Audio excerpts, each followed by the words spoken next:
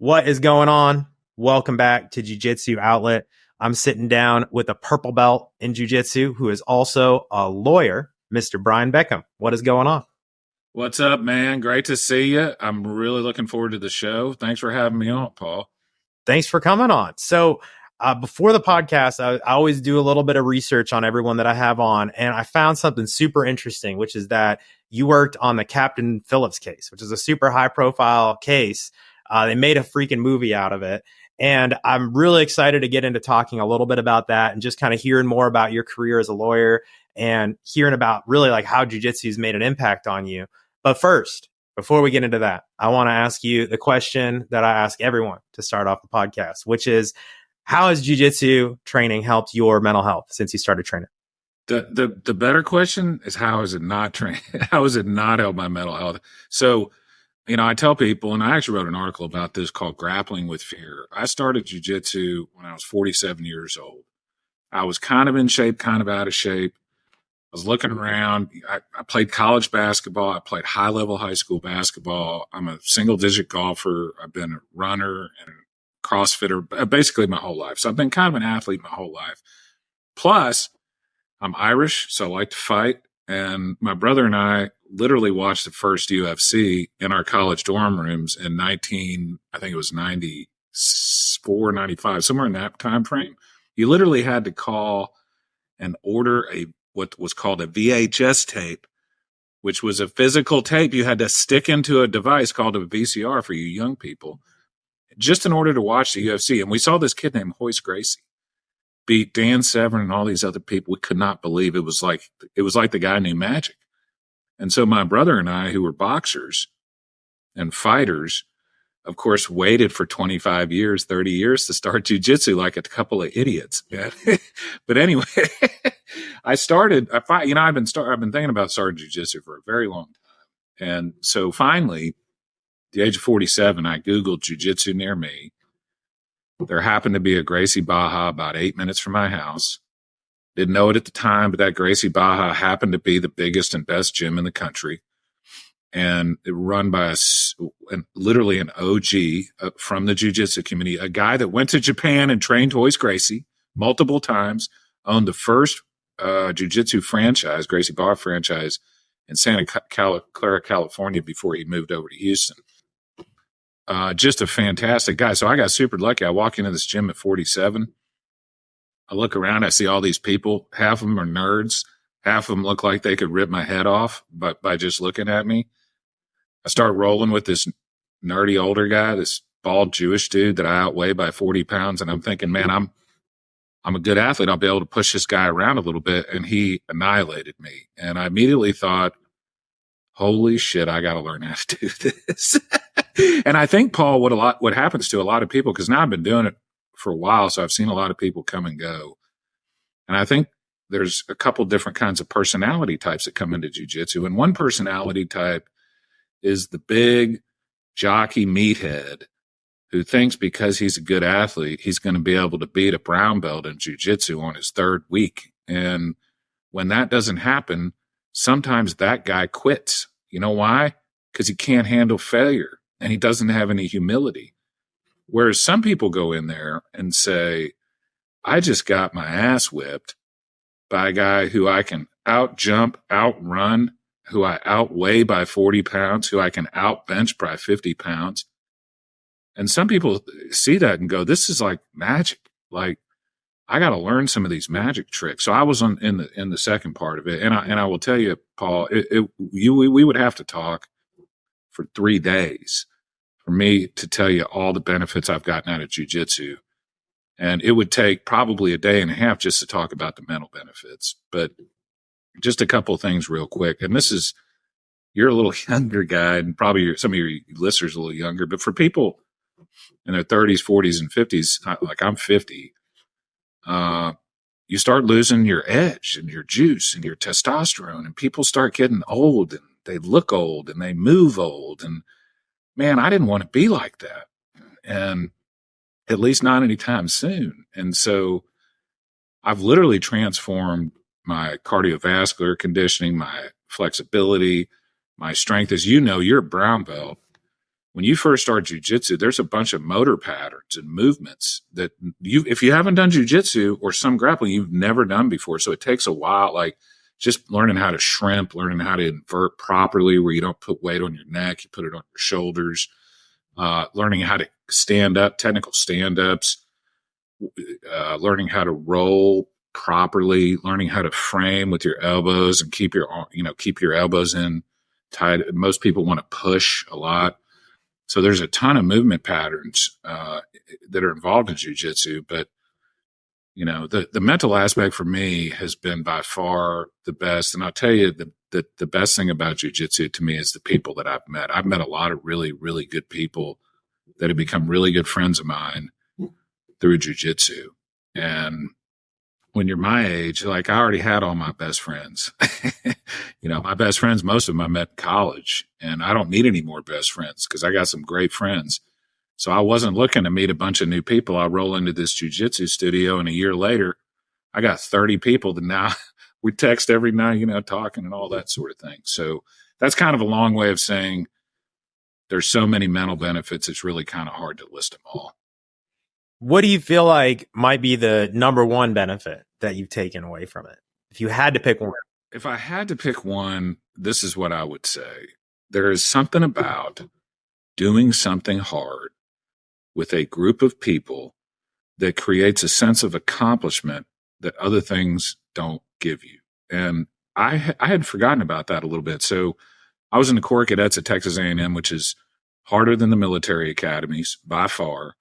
But that was 30 years ago. And the people that I went through that experience with are still my best friends. And like I said, it was so long ago, I'd kind of forgotten what that felt like. So I get into this jiu-jitsu gym. Everybody goes through the same stuff. I know, Paul, without ever having once talked to you before, what you've gone through to become a brown belt. And so I respect you without even having to talk to you because we all kind of go through the same thing. And for me, it was a reminder, I'm a very well-off lawyer with 3 kids and a great family. I don't have to do this. I could sit back every day and drink wine at night and get fat and spend my money. But you know what? That would make me very unhappy. What makes me happy is when I go in there and get my butt kicked like I did at lunch today by a black belt. And I sit there and think, this is what I did wrong. This is what I did wrong. And then I go in and I get a little bit better and a little bit better and a little bit better. So the number one mental benefit, I think, is doing hard things is good for you. It's good for your mind. Yeah, that's such a good way to put it. And you hear a lot of times these days, a lot of discussion and fear around Alzheimer's and dementia and growing old. And you see a lot of people who look like they're growing old faster, especially since the pandemic. And we had this weird time of life where things got freaking locked down for whatever reason, and people started staying indoors. And I feel like a lot of times people haven't exactly bounced back from some of those poor health habits that got started during that time. So we see it happening faster and faster, where people are on this decline, especially, like you said, as they get older. And I feel like that's one of the big gifts of the martial arts is it allows you to step back into who you really are, which is a primal animal, basically a monkey, 100%. A monkey that's bred for, choking things out. I always think like someone who doesn't know how to do a guillotine choke is like a lion that doesn't know how to use their teeth. It's something that just shouldn't be, right? It's something that I feel like humans were meant to have. That's right. And, again, for the people that are maybe a little bit more mature that are listening to your show right now, there's this notion in our society that I'm not a small guy. I'm 6'1", 215 pounds and played college Division I basketball. So I got some strength and explosiveness and stuff, but I'm easily not the biggest guy in the gym. I'm one of the older guys in the gym. And people think if you're my age that you have no chance against somebody who's 25 years old, even if they're a white belt or a blue belt. Well, let me tell you something. There's not a white belt, a 25-year-old white belt in the country that can touch me. And that's because I work hard at it and I'm good at it technically, and I work hard on the physical aspects of it. And people my age just think it's inevitable that you're going to get old and rickety. It's not inevitable. I read a quote, Paul, last year that I thought was great from a doctor who said, your body's very smart. if you train it not to move, it'll get very good at not moving. But if you train it to move, it'll get very good at moving. I'm 50 years old. I can invert. I can do barambolos. I can go underneath you. I can do all those moves. And now maybe I can't do it quite as fast as one of the Rutolo brothers.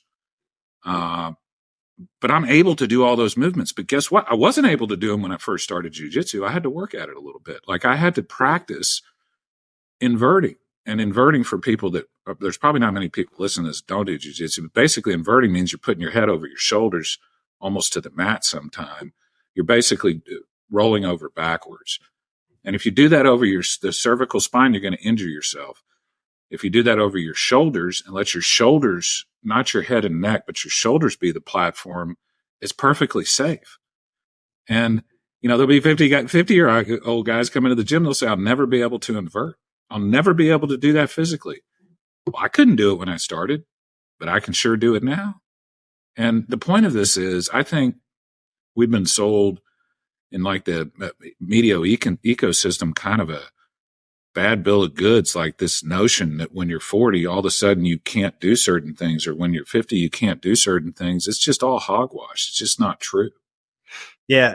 Especially when you take into account how much money the pharmaceutical industry is making off of that very marketing message, which is you're getting old. It's time to load up on more drugs, time to load up on more prescription pills, right? I started getting emails when I turned 50 from AARP. And every time they sent me an email, I email them back and say, fuck off. Stop sending me emails. I love it. I'm not ready for your shit yet. Yeah. Hopefully never. I feel like I've heard this before. I forget who said it, but it's like people think that as you age, it gets harder to play and have fun, but actually you get old when you stop playing and having fun. I feel like that's really kind of what I'm hearing from you. Like it's kept you young, and not only young, but it's improved your health. It's made it so that you probably could beat up the 30-year-old version of yourself. I would kill the 30-year-old version of myself. And I was a tough guy. I mean, you got to remember, I'm in there mixing it up with guys that are 6'8" and I'm 6'1" in basketball in college. And guess what? If you're 6'1" and the other guy's 6'8", your face is right where his elbows are. Yeah. So I played a very physical sport. And back when I was playing in the 90s, basketball was a little bit different. I mean, it was like as violent as high school football. It's really cleaned up a little bit in terms of a lot of that violence, but it was violent. And I thought I was a tough guy. And my brother is one of the toughest people I've ever met. He's a boxer. We grew up boxing. But it was just kind of street boxing. It's just kind of being two tough, big dudes. And one of the things about jiu-jitsu that it's reminding me of is if you're not trained in some sort of martial art, and you go against somebody that is, you're in trouble. Like you're going to get your ass kicked. And you know what's going to happen if you're like me, you're going to get your ass kicked by some dumpy little nerd, and he's going to embarrass you in front of your wife or girlfriend. So, I can't tell you how many times, and I'm sure you've seen these videos, Paul, where some college football player will jack with some little tiny MMA guy, not realizing that he's an MMA guy. And the next thing you know, the football player is being taken to the hospital. I mean, martial arts is a skill. And if you don't have that skill, you're in trouble. Like if I were to meet you at a bar, the first thing I would notice is the fact that you got cauliflower ears. And I would know not to mess with a guy that has cauliflower ears. That's just not a good idea. It's true. It's a good little warning sign. Exactly. Exactly. Man, I really wanted to ask you about this. I love your perspective. First of all, just want to say that, love the perspective that you're bringing. I think more people need this, man, especially as they get older. And I want to ask you, so just to preface this question, I think it was Horian Gracie who wrote this, but I could be mixing my Gracies up. I tried to find it, but I couldn't find. But it was Horian, Hickson, or Alio said this. But they were talking about how jiu-jitsu would make a lawyer a better lawyer. And I was wondering what your experience was with that quote and whether or not you found that to be true. How has jiu-jitsu helped you in your law practice since you started? I know you've worked on some high-profile cases like the Captain Phillips case. Can you take us through, what was that evolution like when you started training? Yeah. Great question. So my business, the practice of trial law. So I basically sue insurance companies who hurt or maim people. And I love doing it, but it's David versus Goliath. I mean, I'm taking on billion-dollar insurance companies, and I've been doing that for a very long time. And so there's a lot of competitiveness, and it's kind of, after I was done with organized sports, I needed some sort of job where it was like, it's mano a mano, and it's me against you. And when it's over with, I either won or I lost. And so just putting that in context, my business is hyper competitive. And there's a lot of businesses that are competitive, but it's very much like sports. And, jiu-jitsu gives you a level of confidence that's real. And what I mean by that is a lot of people are confident, but they don't have any reason to be confident. Okay. When I walk up to my girls' high school softball game and I look around at the stands, I know for a fact that there's not a single dad there, unless he's trained, and none of these dads are trained, that could do anything to me physically. I mean, I would be able to defend myself and put these guys to sleep, all of them, within about 2 minutes. And it gives you this sense of quiet confidence when you know you can do that. And it gives you a sense of calmness. And the reason that you and I, Paul, know that we can do that is because we do it every day. Like, we go in there, if you and I roll and we leave that roll, you and I know, like, you're going to beat me because you're a brown belt, but I'm going to give you a good match because I'm a purple belt. And I'm going to know, here's some things that I need to work on. And you're going to know some things. Well, Beckcom got a little close with this sweep. I got to work on my base over here, or something like that. But the point is, you know for real, like, you know for a fact. And so it gives you this sense of calmness and quietness. And it's the same thing in the law practice. It's really calmed me down. It's really given me a sense of what I call calm confidence. I'm one of these people that, I have a little bit of, first of all, I'm Irish. I have a little bit of a temper at times that I've tried to control, not very proud of. But jiu-jitsu's given me this calmness about everything. And, I tell people I'm not a black belt yet, but if I ever got in a street fight, the black belt move is to run away and try not to get in a fight, because the more you do this, the more you realize how dangerous street fighting is. And so it gives you a sense of, like, you don't feel like you have to prove yourself to anybody, basically. And from an animalistic standpoint, when I walk into a deposition or when I walk into court, there's a presence a little bit, maybe more than others, not because I'm anything special, but because people know. I mean, people know but Paul, when your friends know what you can do to them, if you really want to, like, and that gives you it gives you a sense of confidence, but again, it's calm confidence. It's not like you don't feel like you have to prove yourself. I tell my kids all the time, I got 2 boys and a girl who've all trained. The person that you need to be most worried about is not the person that's screaming at you and acting like a jerk and making a big scene and trying to start fights. It's his buddy sitting next to him that's not saying anything. That's the guy you got to keep your eye on. Yeah, 100%, man. And it makes you into like a superhero sort of thing. It's because it unlocks these latent superpowers that are inside of the human being.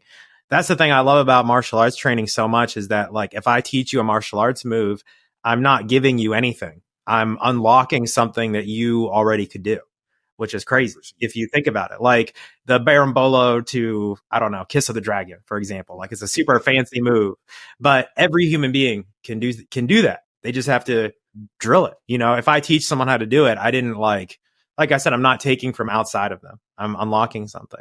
And you feel that within yourself. It's like you're leveling up some sort of internal thing inside of you, building an energy. One of my best friends was with me this weekend in my house at College Station, which is where Texas A&M is. I was taking a nap. This guy's a tough guy, big, strong guy. He came into the bedroom, jumped on the bed, rolled me off the bed, got on top of me, and within 1 minute, I had swept him and submitted him. And a bunch of my buddies were watching this, and they were like, wow, this shit really works. And it was actually nice for me to do it because it really does work on an untrained person. And it was funny because my friend did exactly what everybody does. You know, he gets on top of you, and what does everybody do? They reach for your neck, right? Or they try to grab you around the head and they stretch out their body. Of course, I had a butterfly hook inside. So the second he stretches out, I just immediately turn him over. And then once I mount somebody who's not trained, they ain't getting out of that mount. I can promise you that. But the point is like when I first started, there were moves that were hard. And I realized that if it was hard, I wasn't doing it right. Because in jiu-jitsu, if you do it right, everybody can do it. like you're saying, everybody can do, an 80-year-old can do an arm bar if they learn the technique and learn where to put their body. So now when I'm doing something, I just started working on berimbolas fairly recently. And I know that if I spin a certain direction, it's going to be very hard to get the person to turn over. But if I spin a different direction, they're going to turn over and it's going to feel like I'm not even trying. So it's really neat. And I'll tell you, here's another interesting thing about this. I'm a golfer, single-digit golfer. Jiu-jitsu's made me better at golf. And it's made me better at golf for 2 reasons. Well, 3 reasons. Number 1, I'm staying in physical shape. Number 2, there's a concept called proprioception. Proprioception is an athletic talent. Proprioception is like hand-eye coordination or speed or strength. Proprioception is knowing where your body is in space. And the more you do jiu-jitsu, like if you're upside down and somebody's on top of you circling around and you're able to move in a certain way, that means you have good proprioception. Same thing in golf, knowing where to put the club. Jiu-jitsu's helped me my proprioception. And the other thing it's helped me realize is, like with my golf swing, if I'm having trouble with a certain part of my golf swing, it's probably because I'm doing it wrong. I'm probably not doing it right. So it's not just helped my professional career, but it's also helped my athletic career in the other sports I do. And the third thing it's helped with, Paul, by the way, I'm a father of 3 kids, is it sets a good example for my children. And it shows my children that dad is not some weak, fat, out of shape, lazy guy who tells them to go do something but isn't doing anything himself. Like when I tell my kids to do something, I'm coming from a place of moral authority because they see me training literally every day. So there's so many benefits. It's just hard to capture them all. Yeah. The discipline, it creates a whole lifestyle. Yeah. Basically. Yeah. No doubt. And that lifestyle percolates into everything else. That's right. 100%. I wanted to ask you about this too, man. I know that you worked on the Captain Phillips case, and you mentioned before the show that was before you started training. Can you talk about a little bit about that case? And I imagine that must have been super stressful. Like, what was that like? And then could you compare that maybe with something more recent where you have trained jiu-jitsu and it was like that you were under that same sort of pressure? But I guess what I'm saying is, what was that like, that sort of comparison between before you started training and now? Yeah, great question. So the Captain Phillips case, for people that don't know, this was made into a Hollywood movie starring Tom Hanks as Captain Phillips. The movie is literally called Captain Phillips. And it's about a group of Somali pirates who kidnapped a bunch of American seafarers off a ship off the coast of East Africa. It was all over the news during the Obama administration. Navy SEALs eventually came in and killed all but one of the pirates. That last pirate is now in federal prison in Fort Wayne, Indiana. It's interesting because Somali doesn't keep good birth records. And so there's a real question about whether this, quote, pirate was even 18 when they got him. But anyway, he's in federal prison. First piracy case in over 100 years. I end up representing half the crew. And the first question everybody always asks me is, who'd you sue, the pirates? And I go, no. I sued the shipping company because they came twice as close to the coast of Somalia as they were told to go. They were told that there were pirates there. You need to stay away from there. There'd been tons of pirate attacks. And they didn't have any way to protect themselves. They didn't have any firearms or anything like that. So Captain Phillips was a very bad captain, made some very bad decisions. He did it out of greed to save money, and he got his crew in a lot of trouble. And this was probably when I had this case 7 or 8 years ago, all over the news nationally. New York Times, Nightline, Dateline, Good Morning America, London Sunday Telegraph, you name it. Hard fought case, lasted for 4 years. They threw everything at me, and at the end of the day, we won. And this was before I started jiu-jitsu.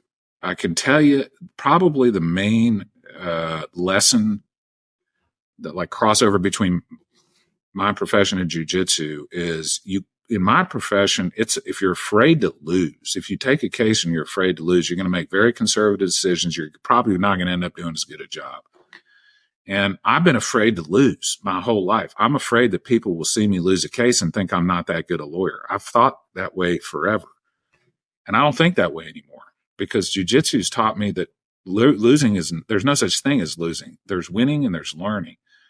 And when I first went into jiu-jitsu, I'm sure you'll remember this, Paul.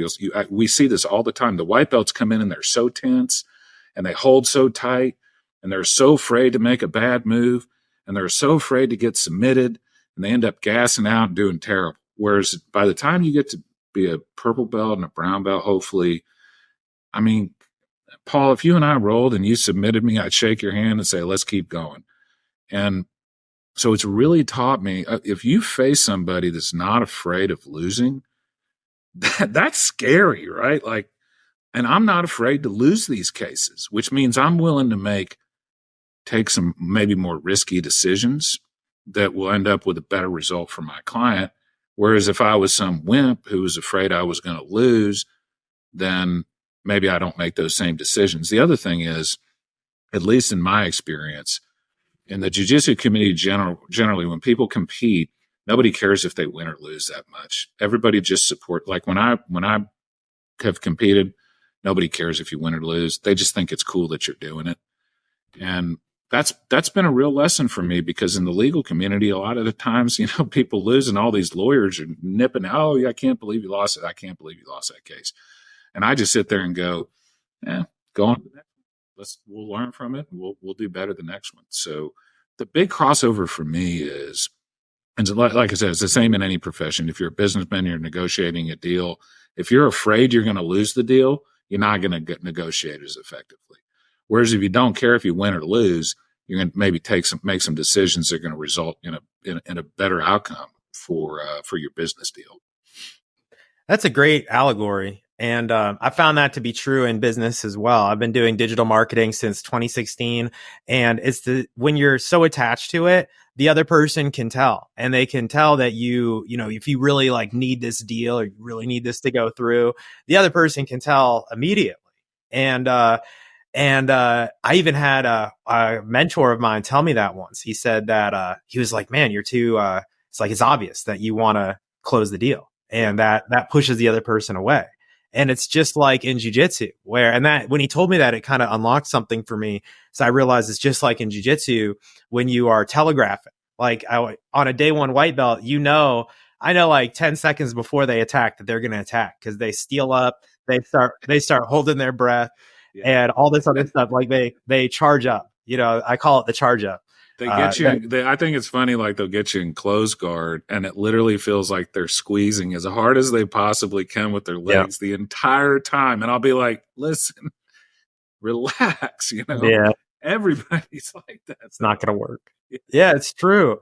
Yeah. But it's the same. It's the same allegory. You can tell when someone's going to do something, and you're absolutely right. It changes the energy, and then that energy change shifts everything. Because if you go into the case not caring about if you're going to lose, then you can just focus on winning. You can be more aggressive.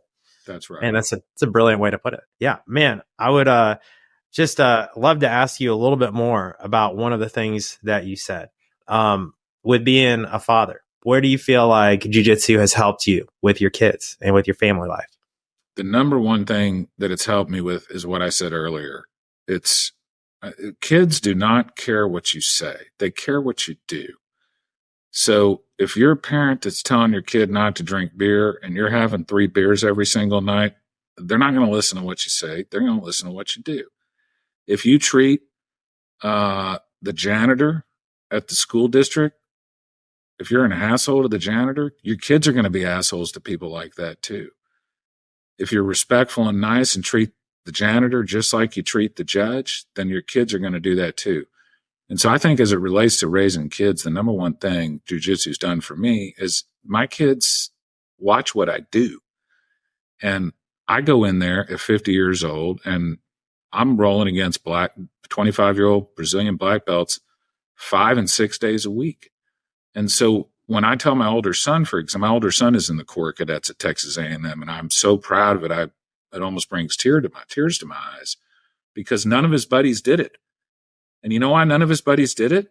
They're not tough enough. They wanted to go to a fraternity and drink beer and just have parties their entire college experience, rather than drink beer and have parties, but also have some responsibility and some discipline and some leadership and stuff. And my son was tough enough to do it, and his buddies weren't. It's just that simple. And one of the reasons I think he was tough enough to do it is because he saw his dad at 50 was tough enough to go in there and mix it up with these Brazilian Jiu-Jitsu killers. And he saw that when I was telling him, I think you ought to do this, you ought to consider this Corps of Cadets, again, I was coming from a place of moral authority. My younger son now trains, and he works out every single day. Why? Because now he sees his dad and older brother doing that. My daughter plays sports. Why?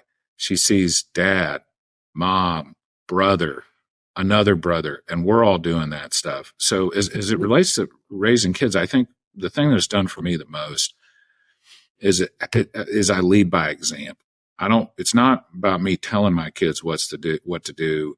It's about showing them what to do. Yeah. And I love too that, you're not necessarily forcing it on them. You're not saying like, oh, you got to train jiu-jitsu too. It's more like just whatever you do in life. Yeah, exactly. Yeah. Exactly. Yeah, man, that's a great mindset to have. Man, Brian, I know that for you. I have a question for you. So you're brown belt. What was it that you felt like moved you from purple belt to brown belt? Like, what skills or mindset did you develop that made you, instead of a purple belt, made you a brown belt? That's a great question. And I know exactly the answer because my coach, Michael Morgan, told me exactly what I needed to do. And I'd say, for one, that was one of the big things, was just asking my coach, saying, hey, what do you think I need to do? And then working on that, like that was very helpful. But what he told me and what it turned out to be was just that I was getting too comfortable in bad positions. And I was ending up in bad positions too often was a big part of it. That I would let people put me in side control, for example, just to see if I could escape. And he was like, just, stop doing that stuff. It's like, play guard, wrestle. Don't let them get you in a bad spot. So that was a big part, was just like kind of like a mental decision, like that I just will scramble. I'll be the guy who is in that in between. Like whenever you're like, for example, let's say you're getting your guard pass, there's kind of that little half a second moment that you can react. You can maybe scramble and wrestle up, or you can do something that might be a little more athletic. And you have to take that moment where you're going to say, okay, like he's not getting past my guard. I'm going to wrestle up, or I'm going to stand up from here, or something like that. Like something where there's like that little decision point, and you have to really execute there.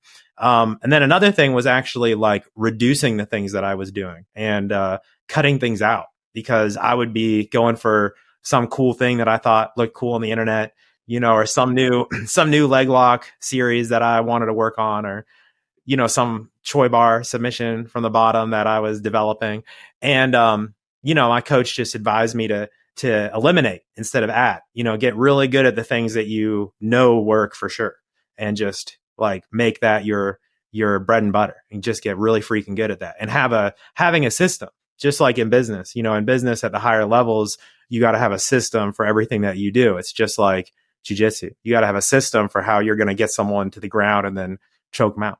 So yeah, that was a big part too, was just knowing like every single step of what my game is, and being able to like write it out and say, this is exactly what I'm going to do. These are the moves I'm focused on. Everything else, not worried about. I'm just going to get really freaking good at these things.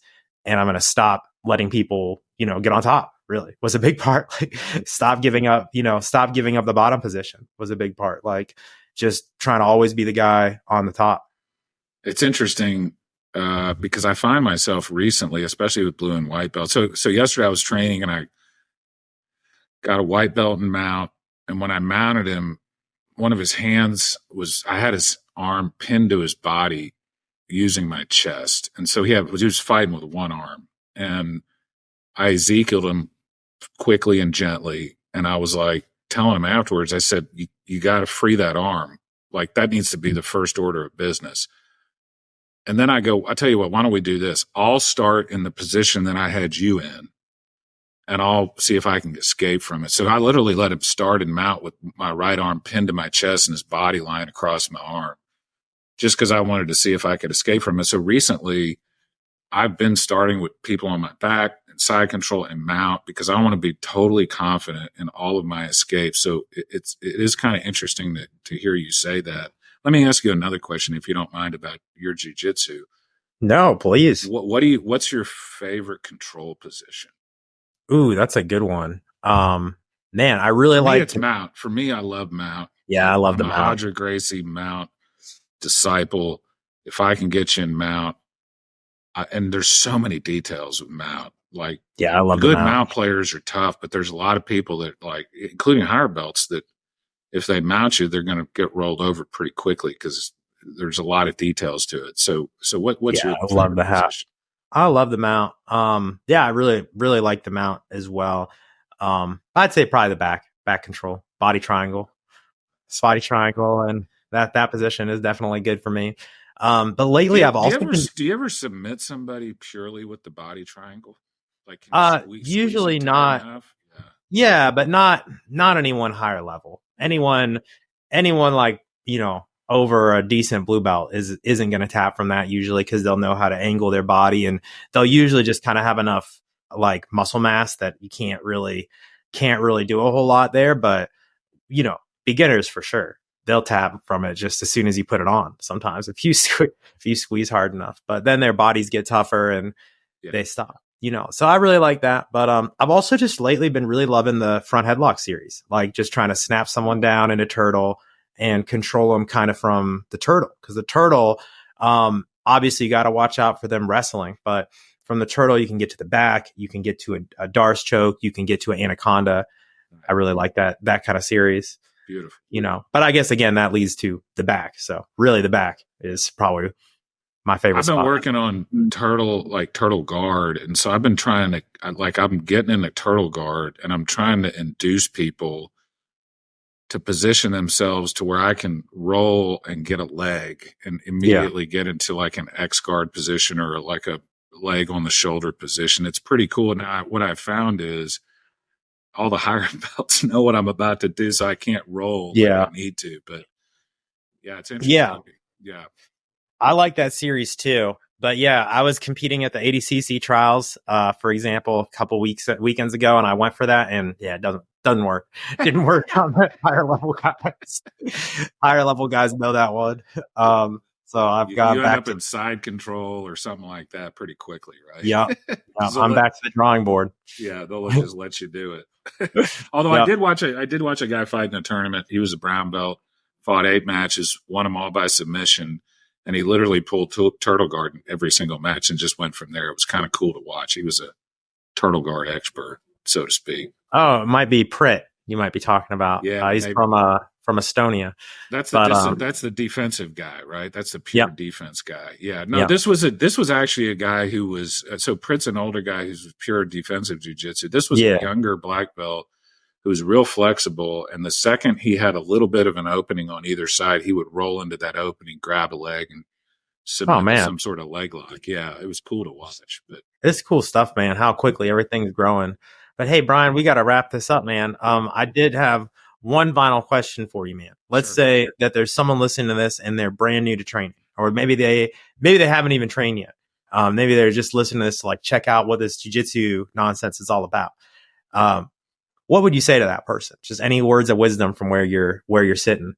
I'd say 2 things. I'd say if you're thinking about it, stop thinking and go do it. And the second thing I would say is you're not fighting when you're in the gym. You're not fighting. You're training jiu-jitsu. And there's a big difference. And once you realize that as a white belt, it'll take you a while. You'll think you're fighting.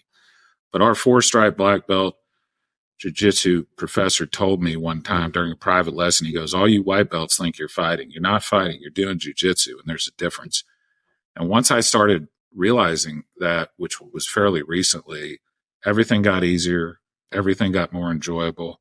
And by the way, there's no rule that says you have to roll with people that are trying to hurt you. So picking your training partners is really important too. I mean, there's people that I can beat, but I avoid because they're dangerous. And our gym is really good about people that are too dangerous. They don't last very long. Like we say, you can go someplace else if you're going to come in here and try to hurt everybody.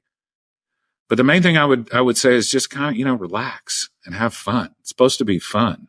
And I'm telling you, I know as a brown belt and for sure as a purple belt, when you get to the level we're at, God damn, it's so much fun.